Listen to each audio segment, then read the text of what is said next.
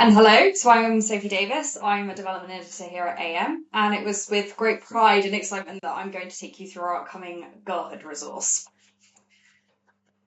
So this is the first of two parts of highly graphic and illustrative annuals, comics and magazines for the study of print culture for young and teenage girls from the 1890s through to the 1990s. So this is a full century's worth of content. This resource will be invaluable for looking at the development of female entertainment, the way that girls were encouraged to think and feel, and studying the dramatic societal changes to their lives and futures over the 20th century. It will be complementary to our first periodical resource that some of you may be familiar with, so Interwar Culture, as well as our gender resources such as gender identity and social change and sex and sexuality. So there are a significant number of themes that are covered within this slide that you can see. So we've only highlighted a few. There are many, many more, but we are exploring careers and employment, beauty, fashion and lifestyle, consumer culture, particularly that of advertising and marketing, education and school, family and relationships, and as alluded to, sex and sexuality. So these themes contribute to varied areas of study. So this can be from children's literature to cultural studies, entertainment, media, and popular culture and women's history.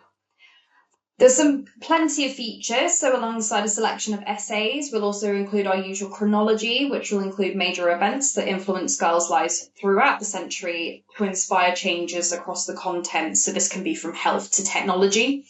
In a similar vein to Interwar Culture, we also have periodical profiles, and these contain a biography of each title we're taking, so an overview of its lifespan, publication timeline, its content, and of course the targeted audience.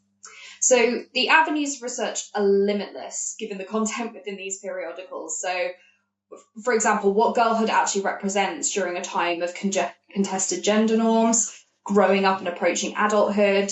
Health is a really big theme, with girls' ability to discuss this outside of the home and the family doctor through the rise of agony aunts, and this tends to be for the first time. Early discussions around diet culture, abortion and periods. There's also the use of fun quizzes and the astrology pages, which many of you possibly have spent plenty of time in the past doing yourselves. We've also seen the rise of the pin-up with various celebrities. So these can include Donny Osmond and the Bay City Rollers, who frequently appear across the pages. But these fun elements themselves built into a mindset, as well as what could be seen as the manipulation of girls through editorial teams, and many of these initially male, and how they determine girls should be within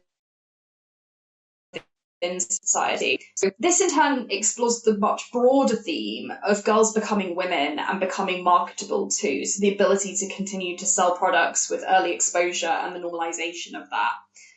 So as a whole, this resource predominantly taps into how girls' titles, and that of teenage girls especially, developed their opinions and viewpoints. And this is where girls' minds were ripe for molding. So to convey this, I'm now going to take you through 4 of the many titles that we're including that speak to some of these wider themes and how they support what I would say some very compelling areas of research. So the oldest title in our resource is The Girl's Own Paper. So this was first released in 1880. Described as the story paper, it contained a mix of stories alongside educational and improving articles with an answers to correspondence page and occasional coloured plates, poetry and music.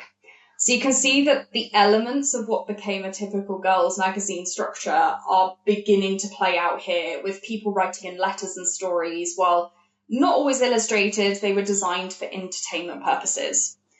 The Girl's Own Paper contained many serialized stories, and commonly the title also had musical scores. These were attached for girls to be able to play, and many of these were actually by female composers. It was said that The Girl's Own Paper was an important and positive influence on generations of girls and women, and a vital outlet for women's writing and ideas for more than 3/4 of a century. And then we're looking at 3 more modern titles to kind of see then where that progression goes. So the first of these is my personal favourite, which is Misty. It's so much fun, despite that it was only in print for 2 years, so 1978 to 1980. It was folded into another major title within our resource called Tammy. It's considered a cult classic as it sits in the horror genre with sci-fi and fantasy elements within its comic strips. The central character of Misty did an equivalent of an editor's letter at the beginning, and she guides you through the comic, personalizing the experience. It also has star sign segments, which follows the slightly witchy edge of the title.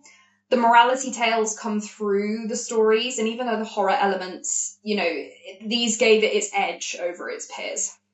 One of the interesting research angles for Misty is intended readership versus actual readership. So this title is anecdotally known for being as popular with boys and the brothers as it was with the girls, which demonstrates that just because a magazine was angled towards a particular audience doesn't mean it wasn't appreciated elsewhere. And another example of this within our resource is one of our Australian titles called Cleo. Cleo was a women's magazine, but a key member of our editorial board stressed its popularity with teenage girls, especially as this title is infamous for its male nude centerfolds, which was quite scandalous at the time. So our inclusion of these titles was to recognise the wide stretch of audiences that they had and the differing perspectives that inevitably exposed girls to as we progressed through the 20th century. The second title then that we're looking at, so again kind of goes over the period that Misty was in existence, was Honey, and this is without doubt our most fashion forward or style orientated title, as it was regarded as the start of the teenage magazine market in the UK. So released in early 1960, it was the most popular UK title during the swinging 60s period. So while British Vogue, for example, was flailing and struggling to keep up with the expansion of youth culture, Honey was there right in the thick of it. Many of the fashion shoots within the magazine are in these very glamorous locations, including Egypt and outside the pyramids, and, posing like this. It's our partners at Future, where this title came from. They proclaimed it was back when editorial departments had very extensive budgets for shoots like this. And it's the beginning of teenage girls being seen as consumers to be sold to, and youth culture becoming a movement that saw girls' attitudes changing from that of the girls' own paper.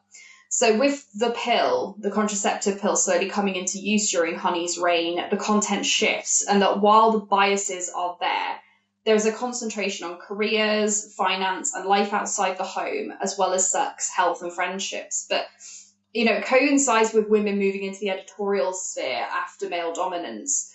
But there is a slight sense here of you can still get the guy if you wear the right clothes and have the right hairstyle, and here's how to do it with your own career. So there's elements of progressive here, but the attention on male interest still seems to lie quite predominantly within the features.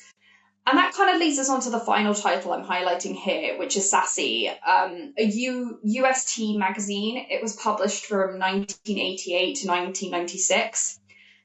And Sassy was a more feminist alternative to 17 magazine and was based on an earlier Australian girls magazine called Dolly, which is also featured within our resource.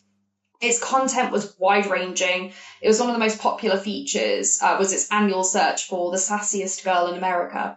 But it mainly turned heads because it had a more sexualized nature to it, with help pages covering a series of problems that stretched from boyfriends and periods to much more distressing stories of sexual assault and eating disorders.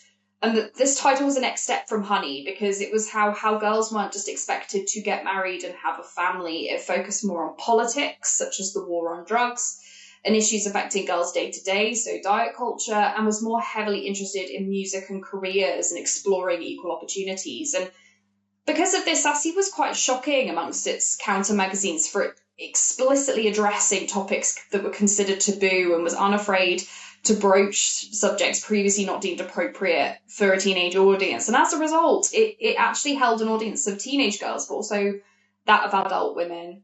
So that is a very quick overview of just 4 of the many wonderful titles we have in this. So I will now pass back to Laura, and thank you for listening.